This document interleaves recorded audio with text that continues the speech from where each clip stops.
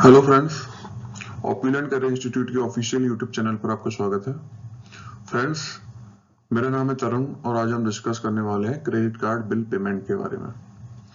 Friends, credit card से related हम basics जो था क्रेडिट कार्ड का कि क्रेडिट कार्ड क्या होता है, कैसे काम करता है, इसके बारे में हम प्रीवियस लेक्चर में बात कर चुके हैं। आज हम डिस्कस करने वाले हैं कि जो क्रेडिट कार्ड का बिल होता है उसको पेमेंट करने का क्या मैट्रिक्स होता है, क्या शेड्यूल होता है और कैसे उसको हम पेमेंट किस तरह करें कि उससे हमको कुछ बेनिफिट मिल जाए।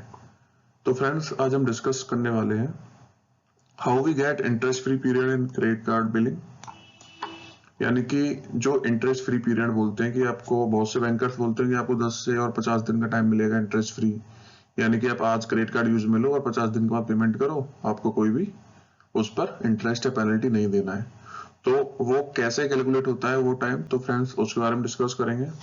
दूसरा फ्रेंड्स, हम बात करते हैं कि how we get 20 to 50 interest free days for credit card use payment, जैसा कि हमने अभी बात की थी। What is the mean of minimum amount pay. यानी कि एक कंसेप्ट होता है फ्रेंड्स कि मिनिमम अमाउंट पे और फुल पे। यानी कि अगर आप क्रेडिट कार्ड से परचेजिंग कोई कर रहे हो या शॉपिंग आपने की है, तो जब आपका बिल जनरेट होगा तो आपको दो ऑप्शंस दिए जाते हैं, या तो आप मिनिमम अमाउंट पे कर दीजिए या फिर आप पूरा बिल पेमेंट कर दीजिए।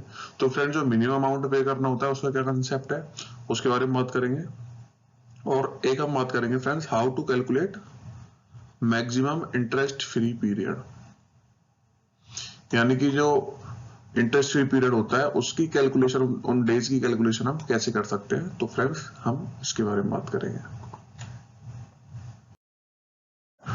फ्रेंड्स, जो क्रेडिट कार्ड बिल पेमेंट की जो मैट्रिक्स है उसको हम एक एग्जांपल के थ्रू समझेंगे, क्योंकि अगर हम वैसे वर्बली बात करते हैं तो आपको समझ में तो आएगा, लेकिन जब तक आप कंसेप्चुअल नहीं समझेंगे तब तक वो बात क्लियर नहीं होगी। तो आज हम एक एग्जांपल लेते हुए, एक उदाहरण के साथ हम इस केस स्टडी को समझेंगे कि एक्चुअल में जो क्रेडिट कार्ड का बिल का जो बिलिंग साइकिल होता है उसको कैसे कैलकुलेट किया जाता है, कैसे इसमें हमको इंटरेस्ट फ्री डेज मिलते हैं, मिनिमम अमाउंट पे कैसे करना होता है, या फिर फुल पेमेंट करना है तो कब तक कर सकते हैं जिससे कि उस पे हमें पेनल्टी नहीं पे करनी पड़े। तो फ्रेंड्स, आपके सामने एक एग्जांपल है, एक बार हम एग्जांपल देख लेते हैं, उसके बाद हम इसके सॉल्यूशन की तरफ बढ़ेंगे। Mister Shyam have credit card of PNB bank and credit limit of ₹10 lakh. ठीक है friends, billing date is 10th of every month and maximum interest free period जो उनको दिया जा रहा है, इस पर दिया जा रहा है फ्रेंड्स 30 डेज का। एंड जो रेट ऑफ इंटरेस्ट होगा वो होगा 5% पर मंथ। ठीक है फ्रेंड्स, तो इसका मतलब है कि मिस्टर श्याम है, उनके पास एक पीएनबी बैंक का क्रेडिट कार्ड है जिसकी लिमिट 10 लाख रुपए है और जो बिलिंग की डेट है वो 10th ऑफ एवरी मंथ, यानी कि हर महीने की जो 10वीं तारीख होगी उस पर उस क्रेडिट कार्ड का बिल जनरेट होगा।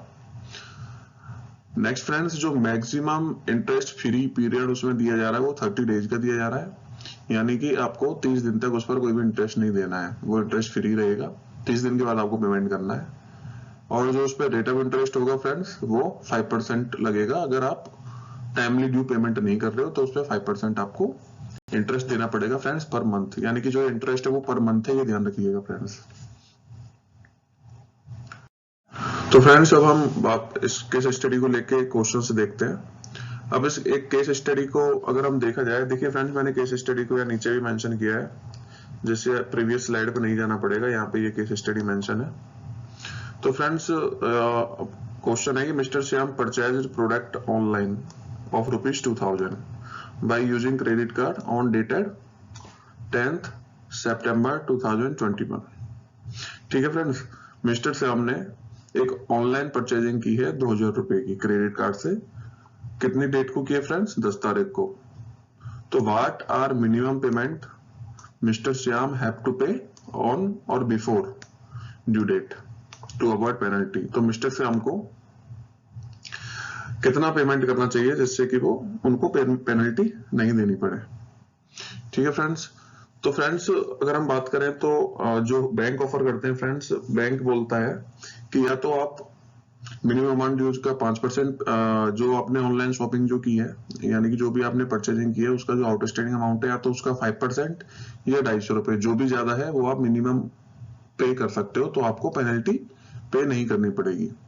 मान के चलिए इस केस में क्या है कि 2000 रुपए का जो है प्रोडक्ट ऑनलाइन परचेज किया गया है 10 तारीख को, तो अभी श्याम को कितना मिनिमम पे करना चाहिए, या तो वो 2000 रुपए पे करे या मिनिमम करना पड़े। तो क्वेश्चन कहता है कि मिनिमम पेमेंट करना है मिस्टर श्याम को, तो बताइए कितना पेमेंट करना चाहिए। तो जैसा कि हमने अभी बात की थी कि जो या तो मिस्टर श्याम है 5% पे कर दे, ठीक है फ्रेंड्स, और या फिर 250 रुपए पे कर दे। तो फ्रेंड्स जब भी आपको मिनिमम अमाउंट पे करना हो तो आप ये दो फिगर नोट कर लीजिएगा कि या तो 5% या 250 रुपए। तो इसमें अगर 2000 का हम देखें, 2000 का 5% कितना होता है फ्रेंड्स, 2000 का 5% होता है 100 रुपए। तो या तो ये पे करे, और या फिर हम बात कर रहे हैं 250 रुपए, क्योंकि बैंक कहता है कि या तो आप मिनिमम 250 रुपए पे कीजिए, या फिर जो आपने जो भी आपका आउटस्टैंडिंग अमाउंट है उसका 5% पे कीजिए, उसमें जो भी ज्यादा हो। तो 2000 का जो है होता है 5% 100 रुपए होता है फ्रेंड्स, और दूसरा हमने बात की थी या फिर 250 रुपए। तो इन दोनों में से जो भी ज्यादा है वो मिनिमम अमाउंट की कैटेगरी में आएगा, वो ही मिनिमम अमाउंट उसको पे करना होता है। तो इन दोनों में अगर देखा जाए, अगर 5% हम 2000 का निकालते हैं तो 100 रुपए होता है, और जो बैंक कहता है कि या तो 250 रुपए पे करो या फिर आप 5% पे करो, जिसमें जो भी ज्यादा है। तो अगर इन दोनों में देखें अपन, इसमें और इसमें अगर हम बात करते हैं, तो फ्रेंड्स इन दोनों में 250 रुपए ज्यादा है, तो आपका जो आंसर होगा फ्रेंड्स, ये आपका आंसर होगा 250 रुपए। ठीक है फ्रेंड्स, कंसेप्ट क्लियर कर लीजिए कि अगर आपसे पूछा जाए कि कितना मिनिमम पे करना है, या तो आप मानिए चलिए आप कोई अगर तैयारी कर रहे हैं किसी एग्जाम की बैंकिंग से रिलेटेड, तो उसमें भी एक क्वेश्चन पूछा जा सकता है, और जनरल नॉलेज के लिए भी है, क्योंकि हम सभी क्रेडिट कार्ड यूज में लेते ही हैं। तो जनरली जो बिल आता है क्रेडिट कार्ड का, उसमें लिखा हुआ होता है कि मिनिमम पेमेंट इतना करना है और आउटस्टैंडिंग टोटल अमाउंट ड्यू इतना है। तो मिनिमम अमाउंट की कैलकुलेशन कैसे होती है उसी की हम बात कर रहे हैं फ्रेंड्स। तो मिनिमम अमाउंट की कैलकुलेशन का सिंपल सा फंडा है कि आउटस्टैंडिंग अमाउंट का 5% या 250 रुपए, विच एवर इज हायर। तो इस केस में अब मान चलिए अभी इन्होंने 2000 रुपए का प्रोडक्ट परचेज किया है, तो उसके लिए 5% कैलकुलेट करते हैं तो 100 रुपए है, और वैसे देखा जाए तो 250 रुपए मिनिमम पे करना है, 250 रुपए। तो 250 ज्यादा है तो ये रहेगा, अगर मान के चलिए यही अगर 5000 रुपए होता ये पेमेंट, या 10,000 रुपए होता, मान के चलिए ये 10,000 रुपए की अगर ऑनलाइन शॉपिंग की होती, और फिर अगर मिनिमम अमाउंट पे करना होता तो कितना करते फ्रेंड्स। तो फ्रेंड्स वही सिंपल सा फंडा है कि आप एक साइड में 250 रुपए लिखिए, और एक साइड में जो 10,000 रुपए हम कह रहे हैं, 10,000 रुपए, इसका 5%, इसका 5% कितना होगा फ्रेंड, 10,000 का 5% आपका होता है 500 रुपए, यही होता है ना फ्रेंड्स। 10,000 का 5% 500 रुपए, या फिर 250 रुपए, दोनों में से जो भी ज्यादा है। तो फ्रेंड्स इस केस में कौन सा ज्यादा है, या तो 500 रुपए या 250 रुपए, क्योंकि बैंक कहता है कि 250 रुपए करो या फिर आउटस्टैंडिंग अमाउंट का 5% पे करो, जो भी ज्यादा है उनमें से पे करो। तो फ्रेंड्स इस केस में अगर हम बात करते हैं तो इसका जो आंसर होता है वो 500 रुपीज होता है। ठीक है फ्रेंड्स, तो ये इसका फंडा है। नेक्स्ट क्वेश्चन की अगर नेक्स्ट अपन स्टडी केस स्टडी बात करें, तो फ्रेंड्स ये कहता है कि if billed amount is 200, what will be minimum payment mister Shyam need to pay on or before due date. अगर मान के चलिए जो बिल का अमाउंट है वो 200 रुपए है, तो फिर मिनिमम अमाउंट कितना पे करना पड़ेगा। अब यहाँ तो ये गेम हो गया, क्योंकि बैंक कहता है कि या तो 250 रुपए पे कीजिए और या 5% पे कीजिए। तो अगर देखा जाए 200 का 5% कितना होता है फ्रेंड्स, 200 का 5% होता है 10 रुपए। तो या तो आप 10 रुपए पे कीजिए या 250 रुपए पे कीजिए, जो भी ज्यादा है। तो इसमें तो 250 रुपए ज्यादा है, लेकिन हमने शॉपिंग तो 200 रुपए की है, हमारे ड्यू तो 200 ही है, तो हम 250 क्यों पे करेंगे। तो इस केस में हम कितना पे करेंगे फ्रेंड्स, 200 रुपए, क्योंकि हमने जब परचेजिंग ही 200 रुपए की है तो 250 रुपए क्यों पे करेंगे। तो फ्रेंड्स इसमें भी ये ध्यान रखिए, अगर 250 रुपए से कम अमाउंट है, 250 रुपए से अगर कम अमाउंट है, तो जो अमाउंट आपने परचेजिंग किया है, आउटस्टैंडिंग अमाउंट जो 250 रुपए से है, वो ही आपको पे करना है। इसमें आपको ये वाला कंसेप्ट लागू नहीं करना है 250 रुपए वाला, क्योंकि जब हम खर्च ही 200 रुपए कर रहे हैं तो हम पेमेंट 250 रुपए का क्यों करेंगे। 200 रुपए की हमने शॉपिंग की है तो 200 रुपए का ही हम पेमेंट करेंगे फ्रेंड्स। अब बात आती है कि कैलकुलेट एनुअल परसेंटेज रेट। अगर हमने शॉपिंग की और हम उस पर इंटरेस्ट पे करना चाहते हैं, यानी कि हम टाइमली पेमेंट नहीं किया, हम उसमें इंटरेस्ट के ऊपर पेमेंट करेंगे, तो एनुअल रेट क्या लगेगी? तो इसका सिंपल सा फंडा है, पर मंथ जो रेट ऑफ इंटरेस्ट है वो कितना है? 5%।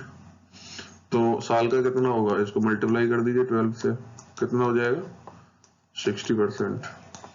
तो फ्रेंड्स ये एनुअल रेट ऑफ इंटरेस्ट है, ये आपने पहले भी पढ़ा होगा फ्रेंड्स। ये कोई रॉकेट साइंस नहीं है, सिंपल सा फॉर्मूला था इसका।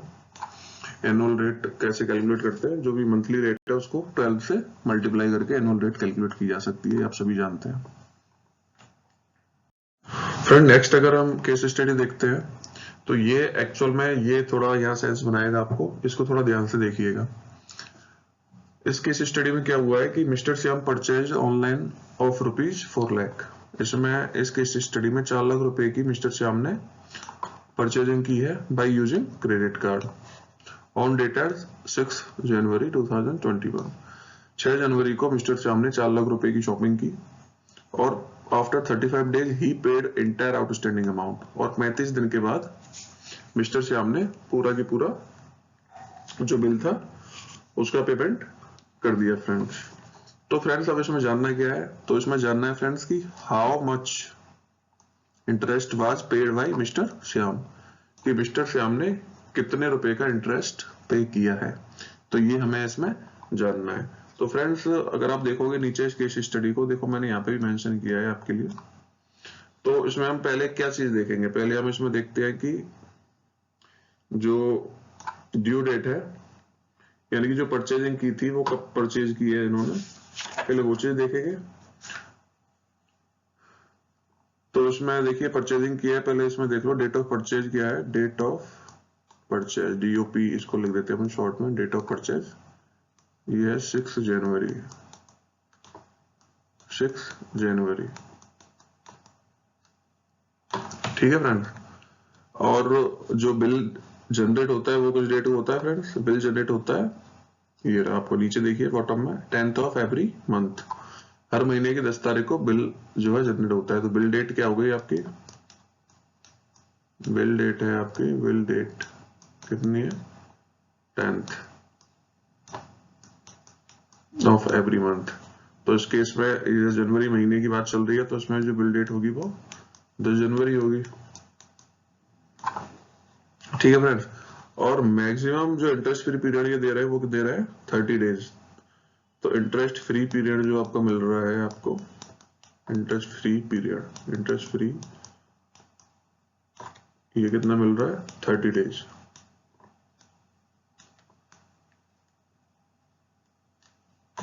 ठीक है फ्रेंड्स।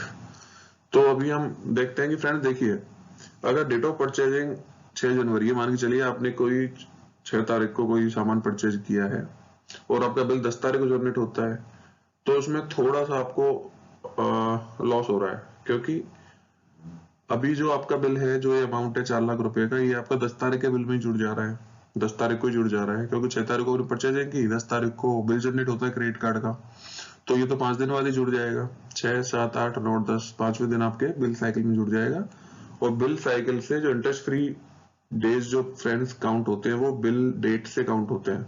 मान के चलिए 10 तारीख को आपका बिल जनरेट हो रहा है, ठीक है, तो 10 तारीख से और 30 दिन ये आपको इंटरेस्ट फ्री मिलते हैं, और ये 30 दिन के बाद आपको बिल पेमेंट करना होता है। यहाँ पे आके आपको बिल पेमेंट करना पड़ेगा, ठीक है। अगर यहाँ बिल पेमेंट नहीं कर पाए तो आपको फिर पूरे अमाउंट जो ये 35 डेज जो थे यहाँ पे, ये पूरे 35 डेज का आपको 5% पर मंथ के अकॉर्डिंग इंटरेस्ट पे करना पड़ेगा। तो फ्रेंड्स इसकी हम कैलकुलेशन देख लेते हैं, मैं आपको एक एक चीज क्लियर करके चलूंगा फ्रेंड्स। देखिए वही केस स्टडी है, इसका सॉल्यूशन मैंने यहाँ पे किया है। देखिए फ्रेंड्स परचेज डेट क्या थी उसमें? 6 जनवरी थी। देखिए परचेज डेट है आपकी 6 जनवरी, वही हमने यहाँ मेंशन किया, परचेज डेट 6 जनवरी है। बिलिंग डेट क्या है? ये नीचे देखिए क्वेश्चन में बिलिंग डेट क्या है? बिलिंग डेट ये रही है आपकी 10th ऑफ एवरी मंथ। तो इस महीने की 6 जनवरी मंथ है, तो बिलिंग डेट हो गई इसकी 10th जनवरी, ये बिलिंग डेट हो गई फ्रेंड्स। और जो ड्यू डेट है वो क्या है? ड्यू डेट है 8 फरवरी, यानी कि 30 डेज फ्रॉम बिलिंग डेट। यानी कि 10 तारीख से जो बिलिंग डेट है उससे और 30 डेज बाद जो होगी वो होगी ड्यू डेट उस बिल की। तो 30 डेज कैसे काउंट करोगे आप? तो देखिए जो बिलिंग डेट होती है वो भी फ्रेंड्स इसमें काउंट होती है, यानी अगर 10 तारीख बिल डेट है तो 10 तारीख भी काउंट होगा। तो 10 तारीख से और 30 डेज हमें काउंट करनी है। तो देखिए 10 जनवरी है, 10th जनवरी, 10 जनवरी से अगर हम काउंट करते हैं डेज तो जनवरी 31 का होता है, 31 डेज का होता है। तो 10 से और 31 काउंट करेंगे तो फ्रेंड्स कितना हुआ? 21, 22 डेज तो आपके ये हुए।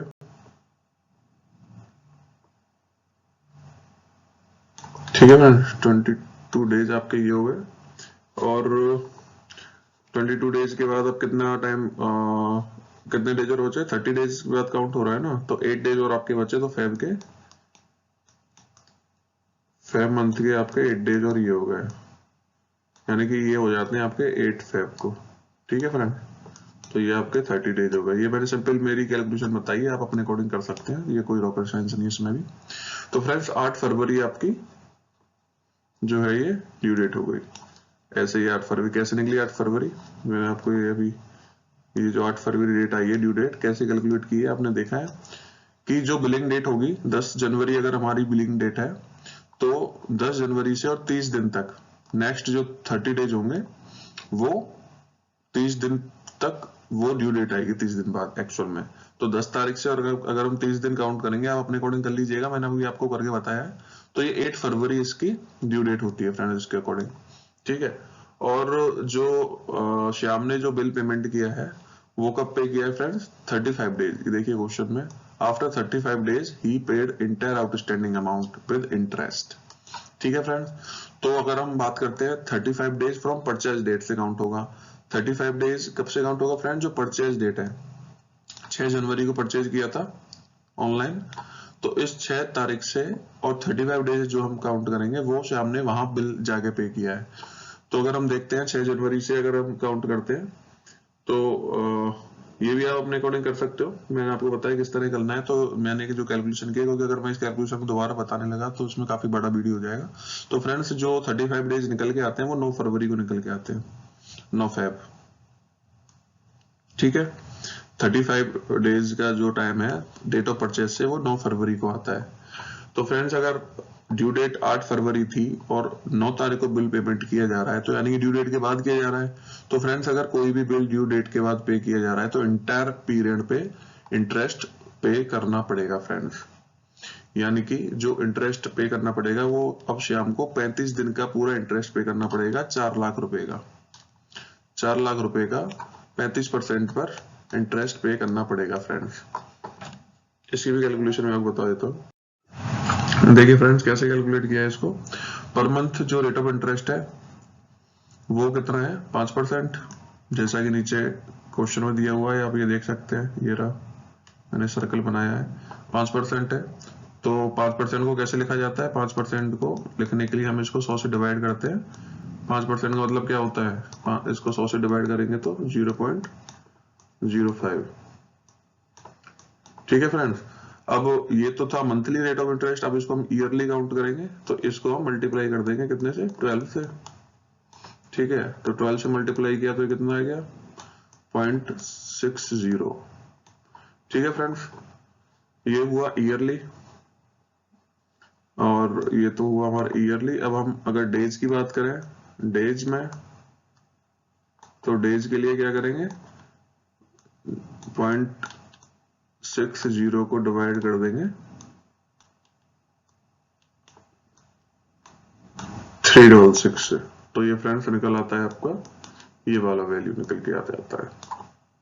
ठीक है फ्रेंड्स, अब इसको सिंपल सी कैलकुलेशन है, जो ये रेट ऑफ इंटरेस्ट निकल के आया है पर डे का, इसको मल्टीप्लाई कर देंगे 4 लाख से, जो कि हमने परचेज किया था। यहाँ पर देखिए क्वेश्चन में, यहाँ 4 लाख जो हमने शॉपिंग की थी, इससे हम इसको मल्टीप्लाई करेंगे इंटू 35 डेज के लिए कैलकुलेशन हो रही है, तो इंटू 35, तो ये निकल आया। एक्चुअल में जो ये निकल के आया फ्रेंड्स, ये आपका रेट ऑफ इंटरेस्ट निकल के आया है पर डे का अकॉर्डिंग। ठीक है, और 35 डेज के लिए कैलकुलेट कर रहे हैं तो इसको हमने इससे मल्टीप्लाई कर दिया, तो आपका आंसर आ जाता है ये। तो फ्रेंड्स सिंपल सा कैलकुलेशन है, कोई रॉकेट साइंस नहीं है। मेन रॉकेट साइंस सिर्फ आपको है कि आपको ड्यू डेट का पता होना चाहिए, बिल डेट क्या है और उसकी ड्यू डेट क्या है और पेमेंट किस डेट को किया है, बस ये कैलकुलेशन आपको आनी चाहिए, आपको इजीली आप आंसर निकाल सकते हैं। तो किस तरह ड्यू डेट कैलकुलेट करनी है वो मैंने आपको बता दिया। हम एक और क्वेश्चन ले लेते हैं, एक और केस स्टडी ले लेते हैं, इससे आपका और क्लियर हो जाएगा। देखिए फ्रेंड्स, ये क्वेश्चन है, mister Shyam purchase online off ₹6 lakh. Same question है, सिर्फ फिगर चेंज किया गया है। मिस्टर श्याम ने ऑनलाइन परचेज किया 6 लाख रुपए का bye using credit card on 15th मार्च, ठीक है। आफ्टर 52 डेज ही पेड एंटायर आउटस्टैंडिंग अमाउंट, यानी कि 15 मार्च को परचेजिंग किया 6 लाख रुपए का श्याम ने, और 52 दिन बाद 52 डेज बाद पूरा अमाउंट पे कर दिया। तो बताइए कितना रेट ऑफ इंटरेस्ट, पूरा इंटरेस्ट अमाउंट है वो कितना पे करना पड़ेगा। रेट ऑफ इंटरेस्ट तो हम साथ में कैलकुलेट करते ही हैं, तो कितना अमाउंट पे करना पड़ेगा मिस्टर श्याम को। तो फ्रेंड्स आंसर तो इसका यहाँ आपको दिख ही रहा है, लेकिन वो कैसे आया वो हम उसकी अभी बात करते हैं। क्योंकि मेन जो कैलकुलेशन होती है वो सिर्फ ये डेट कैलकुलेट करने में ही होती है कि ड्यू डेट को कैसे निकाला जाता है, ड्यू डेट कैसे निकलेगा, बिल डेट क्या है, तो वहीं से ये कैलकुलेशन होती है। फिर अगर वो आपने कर ली तो फिर आंसर आप इजीली निकाल सकते हो, कोई इसमें रॉकेट साइंस नहीं है। तो फ्रेंड्स देखिए क्वेश्चन वही है, अब हम सॉल्यूशन की बात करते हैं। अब इसमें डेट ऑफ परचेज क्या था, 15 मार्च था। ये देखिए क्वेश्चन में यहाँ पे 15 मार्च, ठीक है, ये मैंने कोई चीज यहाँ लिखा है, परचेज डेट, ठीक है फ्रेंड्स। बिलिंग डेट क्या है, जैसा ये क्वेश्चन में दे रखा है, नीचे देखिए 10th of every month. Friends ये जो मैं आपको बता रहा हूँ चीजें, ये आप प्रैक्टिकली खुद के ऊपर लेके भी चल सकते हैं। मैंने इसको एक क्वेश्चन की फॉर्म में आपको एक्सप्लेन करने की कोशिश की है, जिससे कि आपके कंसेप्ट क्लियर हो सके, ठीक है फ्रेंड्स। तो इसमें जो बिलिंग डेट है वो 10th मार्च है, यानी कि हर महीने की 10 तारीख को बिल जनरेट हो रहा है, तो इसलिए वो बिलिंग डेट 10th है, और परचेज डेट 15 मार्च की है।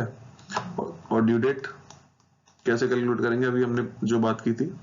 तो फ्रेंड्स वो ये ड्यू डेट के लिए क्या करेंगे, 30 डेज फ्रॉम बिलिंग डेट, क्योंकि यहाँ जो इंटरेस्ट फ्री पीरियड दे रखा है, नीचे देखिए क्वेश्चन ऑफ 30 डेज क्या है।